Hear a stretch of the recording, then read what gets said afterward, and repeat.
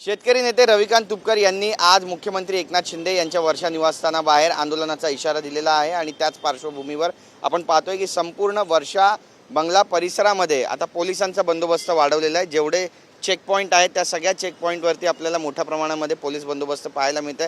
प्रत्येक वाहनांवर लक्ष ठेवलं जाते, प्रत्येक वाहनांवर करडी नजर सध्या पोलिसांची आहे आणि आंदोलनकर्ते या मार्गाने येऊ नये याची देखील दखल घेतली जाते। बॅरिकेडिंग करण्यात आलेलं आहे, पोलिसांचा डबा या ठिकाणी मागवण्यात आलेला आहे। मी सध्या स्टीफन चर्च पॉइंट या ठिकाणी आहे। हा रस्ता वर्षा बंगल्याच्या दिशेने जातो आणि जेवढे रस्ते वर्षा बंगल्याच्या दिशेने सध्या जात आहेत त्या सगळ्या रस्त्यांवरती अशाच पद्धतीनं पोलीस बंदोबस्त पाहायला मिळतो। रविकांत तुपकर यांनी यापूर्वी सरकारला इशारा दिला होता की कापूस आणि सोयाबीन उत्पादक शेतकरी आहेत त्यांना प्रत्येकी 9,000 आणि 12,000 रुपये सरकारनं माफ करण्यात यावे आणि त्यांना सूट देण्यात यावी, त्यासोबतच त्यांचं कर्ज देखील माफ करण्यात यावं। पण या प्रमुख मागण्या काही मान्य झाल्या नाहीत आणि त्यामुळे आज पुन्हा एकदा रविकांत तुपकर यांनी सरकारला इशारा दिलेला आहे की जर या मागण्या मान्य झाल्या नाही तर मात्र वर्षा निवासस्थान या ठिकाणी मोठ्या प्रमाणामध्ये सोयाबीन उत्पादक आणि कापूस उत्पादक शेतकऱ्यांसोबत आपण पोहोचू आणि त्या ठिकाणी आत्मदहन करू, आत्महत्या करू, तेव्हा जाऊन सरकारचे डोळे उघडतील असा थेट इशाराच सरकारला दिलेला आहे। त्यामुळे आता सरकार यावर काही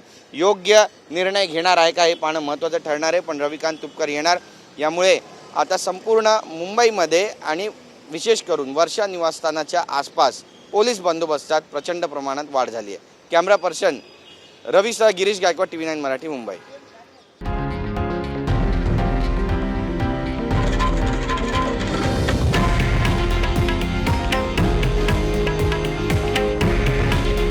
हे आहे देशातील नंबर 1 न्यूज नेटवर्क आणि आपण पाहत आहात TV9 मराठी। काळजी तुमची, हित महाराष्ट्राचं।